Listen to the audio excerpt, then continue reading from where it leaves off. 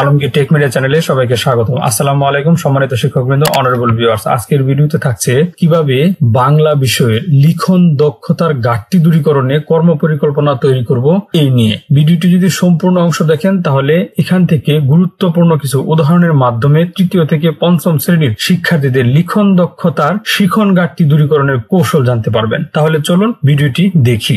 সেই জন্য আমাদেরকে একটি ছক তৈরি করে নিতে হবে। লিখন দক্ষতার যে ছকটি আমি তৈরি করেছি এই হচ্ছে বাংলার লিখন দক্ষতার যে ছক, সেই ছকটি দেখেন শিখন ঘাটতি দূরীকরণে বিদ্যালয় ভিত্তিক কর্মপরিকল্পনা প্রণয়ন। শ্রেণী তৃতীয়, আপনি এখানে চতুর্থ দিতে পারেন, পঞ্চম শ্রেণী দিতে পারেন, যেহেতু আমাদের তিনটা শ্রেণী একই ছকে হবে। এবার দেখেন এখানে শাখা খ, যেহেতু আমরা ক শাখার পঠন দক্ষতাটা করেছিলাম, এখন ক শাখারই আবার আমি লিখন দক্ষতাটাও করেছি, কিন্তু এখানে খ শাখার লিখন দক্ষতাটা আপনাদের সাথে শেয়ার করছি। এখানে দেখেন বাংলা মোট শিক্ষার্থী 72 জন, মূল্যায়িত শিক্ষার্থী 65 জন, মোট কর্মদিবস 50 দিন। এখানে মূল্যায়নের ক্ষেত্র রয়েছে 6টি। দেখেন পঠন দক্ষতার ক্ষেত্রেও কিন্তু 6টি ছিল, এখন লিখন দক্ষতার ক্ষেত্রেও রয়েছে 6টি। এবার শিখন অবস্থান দেখেন রয়েছে চলতি মানের নিচে চলতি মান, উত্তম, অতি উত্তম। তো বরাবর সবগুলো ঠিক একই রকম। এখানে হচ্ছে শিক্ষার্থীর তথ্য দিয়ে দিবেন, শিক্ষার্থীর সংখ্যা, অর্থাৎ মূল্যায়িত শিক্ষার্থীর সংখ্যাটা কিন্তু এখানে হবে। তো মূল্যায়িত শিক্ষার্থীর সংখ্যা এখানে 21, 32, 7, 5। আপনার এখানে যতজন চলতি মানের নিচে রয়েছে এখানে সেই সংখ্যাটা লিখবেন, তারপরে চলতি মানে যতজন রয়েছে এটা এখানে লিখবেন, উত্তমে কতজন আছে এটা এখানে লিখবেন, অতি উত্তমে কতজন আছে এটা এখানে লিখবেন। তো ঠিক এভাবে প্রত্যেকটার মধ্যেই কিন্তু আপনি ওই যে রেকর্ড সংরক্ষণ ছক রয়েছে বা কোডিং ছক রয়েছে সেই ছক থেকে কিন্তু আপনি এখানে সেই সংখ্যাটা বসিয়ে দিবেন। আর সময়টা হচ্ছে এখানে প্রতিদিনই আপনি যে লেখার কাজটা রয়েছে সেই লেখার কাজটা করবেন, এবং 50 দিনের মধ্যে শিখন ঘাটতিটা দূর করতে হবে। তো এখানে রয়েছে গৃহীত পদক্ষেপ সমূহ এবং এখানে রয়েছে কৌশল। তো এখন আমরা চলে যাব হচ্ছে গৃহীত পদক্ষেপের মধ্যে যে সঠিক প্রবাহটা রয়েছে সেই সঠিক প্রবাহে। তো সঠিক প্রবাহটা যদি আমাদেরকে দেখাতে হয় তাহলে সঠিক প্রবাহের যে এখানে গৃহীত পদক্ষেপ রয়েছে এটা আমরা পড়বো। তার আগে আমরা সঠিক প্রবাহ কি সেই সম্পর্কে একটু জেনে আসবো। তাহলে চলেন সঠিক প্রবাহ কি সেটা একটু জেনে আসি। এই হচ্ছে সঠিক প্রবাহ। সঠিক প্রবাহ হলো বর্ণ বা অক্ষর কোন স্থান থেকে শুরু করে কোন স্থানে শেষ করতে হবে তার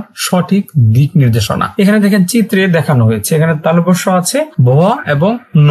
তালব্য কোথেকে শুরু হবে, দেখেন এই যে ফোঁটাটা আছে এবং এখানে দেখেন তীর চিহ্নটা আছে, তারপরে তীর চিহ্নটা যে দিক দিয়ে গিয়েছে যে এখান থেকে যে এখানে, তারপরে যে এটা এখানে আসার পরে যে এখানে আসবে, তারপরে এটা এখানে আসবে, এখানে আসার পর এই যে দেখেন ফোঁটা কিন্তু উপরে রয়েছে, আবার উপর থেকে নিচে এভাবে টান দিতে হবে, টান দিয়ে এখানে শেষ, তারপরে এই যে এখান থেকে এখানে টান দিয়ে দিবে।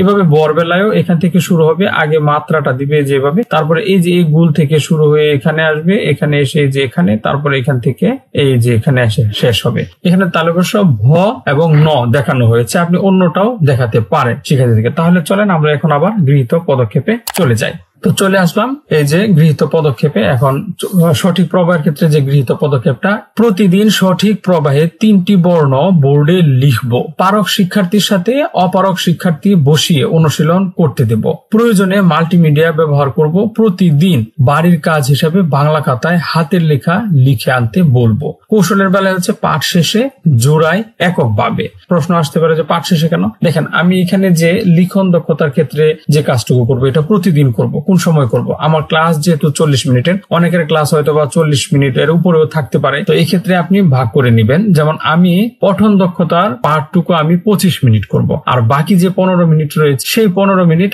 আমি লিখন দক্ষতার জন্য কাজ করব। এটা কিন্তু আমার একান্তই আমার জন্য, আপনি আপনার সময় মেনটেন করে আপনি সেই কাজটুকু করবেন। তো এই জন্য এখানে পাঠ শেষে রাখা হয়েছে। এখন আসি এই যে সঠিক আকৃতি। গৃহীত পদক্ষেপের আগে আমরা সঠিক আকৃতিটা কি সেটা একটু জেনে আসি। দেখেন এই হচ্ছে সঠিক আকৃতি। প্রতিটি বর্ণের আকৃতি সমান হতে হবে, কোন বর্ণ ছোট কোন বর্ণ বড় যেন না হয়। এই যে দেখেন প্রত্যেকটা বর্ণের আকৃতি হবে সমান। এই যে দেখেন অবর্ণটা আছে এবং অবর্ণ। আমি একটা উদাহরণ যদি দেখাই দিই তাহলে আপনারা আরেকটু ক্লিয়ার হবেন সঠিক আকৃতিটা। এই যে আমি আমার একজন শিক্ষার্থীর একটা হাতের লেখা আপনাদের সামনে শো করলাম, এটার সঠিক আকৃতিতে আছে কিনা বা সঠিক প্রবাহে আছে কিনা, তারপরে বানান ঠিক আছে কিনা একটু কমেন্টসে লিখে জানাবেন। আকৃতিটা ঠিক আছে কিনা, আমরা আকৃতিটা দেখতেছি এখন, ঠিক আছে? তো এই হচ্ছে একটা লেখা। এখন যদি আমরা আরো একটা লেখা দেখাতে চাই তাহলে সেটা কেমন হয় দেখেন, এই হচ্ছে আরেকটা লেখা। এবার এটার আকৃতিটা দেখেন, তো এই লেখার আকৃতিটা কেমন আর যে লেখাটা দেখালাম একটু আগে সেই লেখাটার আকৃতিটা কেমন। দুইটা লেখার মধ্যে কোনটার আকৃতি ঠিক আছে একটু কমেন্টসে লিখে জানাতে ভুলবেন না। এখন আমরা আবার গৃহীত পদক্ষেপে চলে যাই। এই হচ্ছে সঠিক আকৃতি। তো সঠিক আকৃতির বেলায় গৃহীত পদক্ষেপটা কি? প্রতিদিন সঠিক আকৃতিতে 3টি বর্ণ বোর্ডে লিখবো, পারক শিক্ষার্থীর সাথে অপারক শিক্ষার্থীদের বসে অনুশীলন করতে দেব, প্রয়োজনে মাল্টিমিডিয়া ব্যবহার করব। প্রতিদিন বাড়ির কাজ হিসাবে বাংলা খাতায় হাতের লেখা লিখে আনতে বলবো। এই যে মাল্টিমিডিয়ার কথা বলা হয়েছে, আপনি যদি সঠিক আকৃতিটা মাল্টিমিডিয়ার মাধ্যমে দেখাতে পারেন, এই যে সঠিক প্রবাহটা বর্ণের যদি স্লাইড আকারে যদি আমরা মাল্টিমিডিয়ার মধ্যে দেখাই তাহলে কিন্তু খুবই ইফেক্টিভ হয় এবং শিক্ষার্থীর শিখন ঘাটতি কিন্তু দূর করা অনেকটাই সহজ হয়ে যায়। এবার আসি সমান্তরাল। তো গৃহীত পদক্ষেপের আগে আমরা সমান্তরালটা কি সেটা একটু দেখে আসি। এই হচ্ছে সমান্তরাল। দেখেন, বর্ণ বা অক্ষরগুলোর মধ্যে পাশাপাশি ও উপরের অবস্থান বা মাপ যেন সমান হয়। এই যে দেখেন পাশাপাশি, এটা থেকে এটার দূরত্ব কতটুকু, আবার এটা থেকে এটার দূরত্ব কতটুকু, তার মানে পাশাপাশি দূরত্বটা যাতে সমান হয় এবং দেখেন অবস্থান বা মাপ যেন সমান হয়। এই যে এটা এখান থেকে বর্ণটা এই যে এ পর্যন্ত, আবার এখান থেকে এটাও এ পর্যন্ত, এখান থেকে এটাও এ পর্যন্ত। অর্থাৎ আমরা যে ওই দুইটা উদাহরণ দেখে আসলাম, হাতের লেখার উদাহরণ, সেখানে সমান্তরাল ভাবে কোনটা লেখা আছে সেটা একটু কমেন্টসে লিখে যাবেন। আর আপনারাও একটু মিলিয়ে দেখবেন যে কোনটা সমান্তরাল ভাবে দেয়া আছে, তাহলে আপনারা আরো একটু ক্লিয়ার হয়ে যাবেন। এবার গৃহীত পদক্ষেপে চলে আসলাম গৃহীত পদক্ষেপে। এবার দেখেন, প্রতিদিন সঠিক সমান্তরালে 3টি বর্ণ বোর্ডে লিখবো, পারক শিক্ষার্থীদের সাথে অপারক শিক্ষার্থীদের বসে অনুশীলন করতে দেব, প্রয়োজনে মাল্টিমিডিয়া ব্যবহার করব, প্রতিদিন বাড়ির কাজ হিসাবে বাংলা খাতায় হাতের লেখা লিখে আনতে বলবো। আর কৌশলটা কি? পাঠ শেষে জোড়ায় এককভাবে। এখন আসি মাত্রা ও বানান। দেখেন, মাত্রা ও বানানের বেলায় গৃহীত পদক্ষেপের আগে মাত্রা ও বানানের ক্ষেত্রে সবচেয়ে গুরুত্বপূর্ণ বিষয় যেটা, সেটা হচ্ছে বর্ণ জ্ঞান সম্পর্কে ধারণা থাকতে হবে। যেমন আমি একটু স্লাইডে দেখাচ্ছি আপনাদেরকে। দেখে, যদি আপনি মাত্রা এবং বানান সম্পর্কে শিক্ষার্থীদেরকে ধারণা দিতে চান তাহলে অবশ্যই আমাদেরকে বাংলা বর্ণমালায় মোট কতটি বর্ণ রয়েছে এবং কয়টি মাত্রাহীন বর্ণ রয়েছে, কয়টি মাত্রাযুক্ত বর্ণ রয়েছে, কয়টি অর্ধমাত্রার এবং পূর্ণমাত্রার বর্ণ রয়েছে, এইগুলো কিন্তু আমাদের সঠিক ধারণা শিক্ষার্থীদেরকে দিতে হবে। এবং এটা যদি আমরা স্লাইডের মাধ্যমে উপস্থাপন করি, বিষয়টা কিন্তু খুবই ফলপ্রসূ হবে। শিক্ষার্থীরা কিন্তু দেখেও সেগুলো তাদের আয়ত্তে নিয়ে আসতে পারবে। যেমন ধরেন, এই যে এখানে আমরা জানি যে স্বরবর্ণ ব্যঞ্জন বর্ণ মিলাই হচ্ছে 50। এবার স্বরবর্ণ 11টি, এই যে 11টি দেখিয়ে দিলাম। এখানে ব্যঞ্জন বর্ণ 39টি, ব্যঞ্জন বর্ণ এখানে 39টি দেখিয়ে দিলাম। এবার পূর্ণমাত্রা যুক্ত বর্ণ 32টি, তার মধ্যে স্বরবর্ণ 6টি, এই যে এই 6টি, ব্যঞ্জন বর্ণ রয়েছে 26টি, এই যে এই 26টি, তারপরে মাত্রা যুক্ত বর্ণ রয়েছে 8টি, স্বরবর্ণ হচ্ছে 1টি, আর ব্যঞ্জন বর্ণ হচ্ছে 60টি, এই যে এগুলো। এবার মাত্রাহীন বর্ণ দেখেন কয়টি রয়েছে, 10টি মাত্রাহীন বর্ণ রয়েছে, স্বরবর্ণ রয়েছে 4টি, আর ব্যঞ্জন বর্ণ রয়েছে 6টি। তো এইভাবে যদি বর্ণমালার জ্ঞানটা আমরা শিক্ষার্থীদেরকে দিতে পারি তাহলে আমি আশা করি শিক্ষার্থীদের শিখন ঘাটতি দূর করতে খুব বেশি কষ্ট হবে না। এখন আমরা গৃহীত পদক্ষেপে চলে যাই। দেখেন, মাত্রা ও বানানের ক্ষেত্রে গৃহীত পদক্ষেপ যেটা রয়েছে, প্রতিদিন সঠিক মাত্রা ও বানানে 3টি বর্ণ বোর্ডে লিখবো এবং শিক্ষার্থীদেরকে অনুশীলন করাবো। পাঠ সংশ্লিষ্ট যুক্ত বর্ণগুলো ভেঙে ভেঙে দেখাবো, পারক শিক্ষার্থীর সাথে অপারক শিক্ষার্থীদের বসিয়ে অনুশীলন করতে দেব, প্রয়োজনে মাল্টিমিডিয়া ব্যবহার করব, প্রতিদিন বাড়ির কাজ হিসেবে বাংলা খাতায় হাতের লেখা লিখে আনতে বলবো। এখানে দেখেন আরো একটা কথা রয়েছে, যুক্ত বর্ণগুলো ভেঙে ভেঙে দেখাবো। এই যে আমরা যে পাঠটা নিব সেই পাঠটাতে কিছু যুক্ত বর্ণ থাকে, সেই যুক্ত বর্ণের যদি আমরা কিছু চার্ট তৈরি করে ফেলি, আমি যে শ্রেণীর বিষয় শিক্ষক সেই শ্রেণীর বাংলা বইটা নিয়ে আমি যদি ওই যে বর্ণগুলো যুক্ত বর্ণ রয়েছে সেটার একটা চার্ট তৈরি করে ফেলি তাহলে কিন্তু অনেক সহজ হয়। আমি একটু দেখাচ্ছি আপনাদের। এই যে দেখেন, যুক্ত বর্ণ ও ঘ, ও যোগ গ, মানে এটা একটা যুক্ত বর্ণ। তো এটা হচ্ছে অঙ্গ, সঙ্গ, মঙ্গল, আবার এটা দিয়ে বাক্য দেওয়া আছে এখানে দেখেন। তারপরে এখানে রয়েছে ইয় যোগ চ, মানে অঞ্চল, তারপর হচ্ছে গুঞ্জন, চঞ্চল। তো এইভাবে যদি আমরা চার্ট তৈরি করে ফেলি তাহলে কিন্তু আমরা আমাদের শিক্ষার্থীদেরকে যুক্ত বর্ণের যে ধারণাটা সেটা স্লাইডের মাধ্যমে উপস্থাপন করে শিক্ষার্থীদেরকে দেখাতে পারবো এবং শিক্ষার্থীরাও কিন্তু খুব দ্রুত এগুলো শিখে নিতে পারবে। তাহলে চলেন আবার আমরা গৃহীত পদক্ষেপে চলে যাই। তো আমরা ছিলাম মাত্রা ও বানান, এর মধ্যে এই যে যুক্ত বর্ণ যেটা সেটা আমরা দেখলাম। এখানে কৌশলটা কি? পাঠ শেষে জোড়ায় এককভাবে। এবার আসি বিরাম চিহ্ন। তো বিরাম চিহ্নের গৃহীত পদক্ষেপটা কি এটা জানবো, তার আগে বিরাম চিহ্ন কি, বিরাম চিহ্ন কয়টি রয়েছে সেটা সম্পর্কে আমরা একটু জানবো। তাহলে চলেন আমরা বিরাম চিহ্নের যে একটা চার্ট রয়েছে রয়েছে সেটা একটু ওপেন করে নেই। এই হচ্ছে বাংলা বর্ণমালায় 12টি বিরাম চিহ্ন বা জ্যোতি চিহ্নের ব্যবহার থাকে। এই যে 12টি বিরাম চিহ্ন, এই 12টি বিরাম চিহ্ন যদি আমরা শিক্ষার্থীদেরকে স্লাইডে দেখিয়ে দিতে পারি এবং এই চারটা যদি আমাদের কাছে থাকে তাহলে কিন্তু আমরা আমাদের শিক্ষার্থীদের সাথে উপস্থাপন করতে পারবো। প্রয়োজনে আমরা একটা অনুচ্ছেদ দিয়ে সেখানে বিরাম চিহ্নটা দেখিয়ে দিতে পারি। যেমন দেখেন 12টা বিরাম চিহ্ন যেগুলো রয়েছে সেগুলো দাড়ি, কমা, সেমিকোলন, ড্যাশ, হাইফেন, প্রশ্নবোধক চিহ্ন, বিস্ময় ও সম্বোধন চিহ্ন, কোলন, কোলন ড্যাশ, উদ্ধৃতি চিহ্ন, উদ্ধৃতি চিহ্ন, বন্ধনী এবং ইলেক্ট। এগুলো বাক্যের অর্থ স্পষ্ট করতে এবং লেখার সময় থামার স্থান নির্দেশ করতে ব্যবহৃত হয়। আর এগুলি ঈশ্বরচন্দ্র বিদ্যাসাগর বাংলা গদ্যের প্রথম বিরাম চিহ্ন ব্যবহার করেন। তো এটাও কিন্তু শিক্ষার্থীদের জন্য বিরাট একটা তথ্য। এবার আমরা প্রয়োজনে শিক্ষার্থীদেরকে আরো সহজ করে দেওয়ার জন্য আমরা বিরাম চিহ্নের একটা অনুচ্ছেদ ব্যবহার করতে পারি। এই যে দেখেন বিরাম চিহ্নের যে অনুচ্ছেদ সেটা হচ্ছে, আমার এক প্রিয় বন্ধু আছে তার নাম রাহাত। এই যে দেখেন এখানে কমা ব্যবহৃত হয়েছে, এখানে দাড়ি রয়েছে, সে খুব ভালো ছেলে, এখানে কমা আছে, সবাই তাকে পছন্দ করে। তো এভাবে যদি আমরা একটা অনুচ্ছেদ নিয়ে শিক্ষার্থীদের সামনে উপস্থাপন করতে পারি স্লাইডের মাধ্যমে, তাহলে কিন্তু আমরা আমাদের শিক্ষার্থীদেরকে খুব স্পষ্ট একটা ধারণা দিতে পারি এবং শিক্ষার্থীদেরকে শিখন ঘাটতি দূরীকরণে অনেক বেশি সহযোগিতা করতে পারি। এখন আমরা গৃহীত পদক্ষেপে আবার চলে যাই।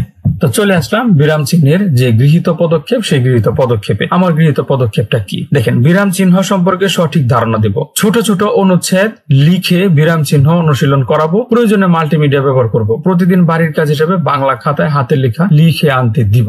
এখন কৌশলটা কি, পাঠ শেষে জোড়ায় বা এককভাবে। এখন আসি ব্যাকরণ। দেখেন ব্যাকরণের বেলায় পদক্ষেপ রয়েছে। তো পদক্ষেপের আগে ব্যাকরণ সম্পর্কে আমরা যদি ধারণা দিতে চাই তাহলে আমাদের পাঠ্য বইয়ে ছোট ছোট অনুচ্ছেদগুলি যে রয়েছে সেই অনুচ্ছেদের মধ্যে পদের ব্যবহার রয়েছে। সেই পদের ব্যবহারটা যদি আমরা শিক্ষার্থীদেরকে ওই অনুচ্ছেদ থেকে বের করে দেখাতে পারি এবং মাল্টিমিডিয়া ব্যবহার করে বা পুস্টার ব্যাপারে যেভাবে সহজ হয়, আপনার কাছে যেভাবে সহজ মনে হয় সেভাবে যদি আপনি দেখাতে পারেন তাহলে কিন্তু আরো অনেক বেশি ইফেক্টিভ হয়। তাহলে চলেন আমরা একটু কিভাবে সেই ধারণাটা দিতে পারি সেটা একটু উদাহরণের মাধ্যমে দেখে আসি। এই যে দেখেন এখানে বিভিন্ন পদের ব্যবহার, এখানে একটা ছোট্ট দুইটা লাইন আমি নিয়ে এভাবে অনুচ্ছেদ কিন্তু দেওয়া আছে আমাদের বইয়ে। দেখেন লাল ফুলটি খুব সুন্দর, সে বাগানে ফুটেছে, আমার বোন ফুলটি পছন্দ করে, আমি তাকে বললাম তুমি এটি নিও। এখানে দেখেন ব্যাখ্যাতে আমি যেটা দেখিয়েছি সেটা হচ্ছে দেখেন বিশেষ্য পদ মানে নাউন, যেটা এটা ফুল, বোন মানে নাম, আমরা যেটা নাম জানি সেটা হচ্ছে বিশেষ্য। এখানে ফুল একটা নাম, আবার বোন,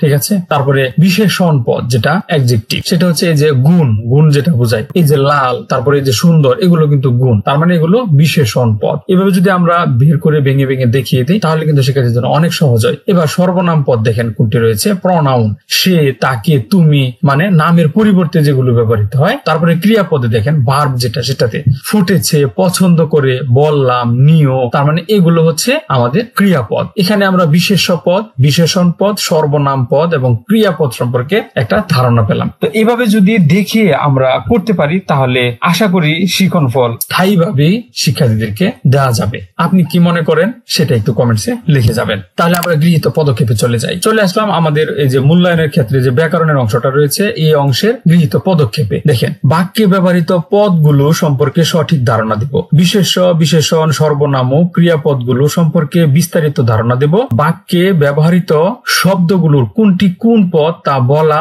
ও লিখার মাধ্যমে অনুশীলন করাবো, প্রয়োজনে মাল্টিমিডিয়া ব্যবহার করব, প্রতিদিন বাড়ির কাজ হিসেবে বাংলা খাতায় হাতের লেখা লিখে আনতে বলবো। তো এই ক্ষেত্রে কৌশল হচ্ছে পাঠ চলাকালীন ও পাঠ শেষে জোড়ায় এককভাবে, সপ্তাহের শেষে হাতের লেখা প্রতিযোগিতা ও পুরস্কার প্রদান। যদি হাতের লেখার প্রতিযোগিতাটা হয় তাহলে আমি যেটা করি, যদি সেটা শিক্ষার্থীরা মানে এত বেশি আনন্দিত হয়, আবার সেখানে মানে যার হাতের লেখা সবচেয়ে বেশি সুন্দর হয়েছে সে পুরস্কার পায়, সেই ক্ষেত্রে কিন্তু তারা অনেক বেশি আনন্দিত হয় এবং এটা অনেক বেশি ইফেক্টিভ। তো এখন আমি যে এটা দেখালাম এগুলো হচ্ছে সম্পূর্ণটাই আমার গৃহীত পদক্ষেপ। আপনি এটা ব্যবহার করতেও পারেন বা আপনি যদি এখানে সংযোজন বিয়োজন করেন তাহলে সেটা হচ্ছে আপনার বিষয়, আপনি বাদও দিতে পারেন এখান থেকে, আবার অনেক কিছু আপনি এখানে যুক্ত করতে পারেন। তো সব কাজ শেষ হয়ে গেলে আপনি এই যে এখানে বিষয় শিক্ষকের স্বাক্ষর এবং প্রধান শিক্ষকের স্বাক্ষর দিয়ে এটা সংরক্ষণ করবেন। তো একটা কথা এখানে না বললেই নয়, দেখেন শিক্ষক হিসাবে আমরা শিক্ষার্থীদেরকে সহযোগিতা করি এবং সর্বোচ্চ সহযোগিতা করার চেষ্টা করি। যদি আমরা সৎ ইচ্ছা এবং আন্তরিকতা নিয়ে শিক্ষার্থীদের পাশে ধৈর্য সহকারে একটা টার্গেট নিয়ে যদি কাজ করি তাহলে অবশ্যই শিক্ষার্থী শিখতে পারবে। আর যদি সৎ ইচ্ছা এবং আন্তরিকতা না থাকে তাহলে এই যে ছক তৈরি করলাম এবং এই যে কাজগুলো করলাম এই কাজগুলো আসলে কোনো কিছুই কাজে আসবে না। তো প্রথমত আমি যেটা মনে করি সেটা হচ্ছে একজন শিক্ষকের আন্তরিকতা সবচেয়ে বড় বিষয়, এবং আন্তরিক হতেই হবে, এবং হলেই পরে আমরা আমাদের টার্গেট ফিল আপ করতে পারবো এবং আমরা কিন্তু আমাদের সফলতা অর্জন করতে পারবো এবং আমাদের শিক্ষার্থীরা কিন্তু সফল হবে, এটা 100% শিওর। তো আমার পরবর্তী ভিডিও থাকবে ইংরেজি বিষয়ে কিভাবে শিখন ঘাটতি দূরীকরণে কর্মপরিকল্পনা প্রণয়ন করব সেই বিষয় নিয়ে। তো এখনো যদি চ্যানেলটি সাবস্ক্রাইব করে না থাকেন তাহলে অবশ্যই চ্যানেলটি সাবস্ক্রাইব করে পাশে থাকা বেল বাটনটি অন করে রাখবেন। ভিডিওটি কেমন লেগেছে কমেন্টসে জানাতে বলবেন না, শেয়ার করে অন্যদেরকে দেখার সুযোগ করে দিবেন। ভালো থাকবেন, সুস্থ থাকবেন এবং নিরাপদে থাকবেন। ধন্যবাদ সবাইকে।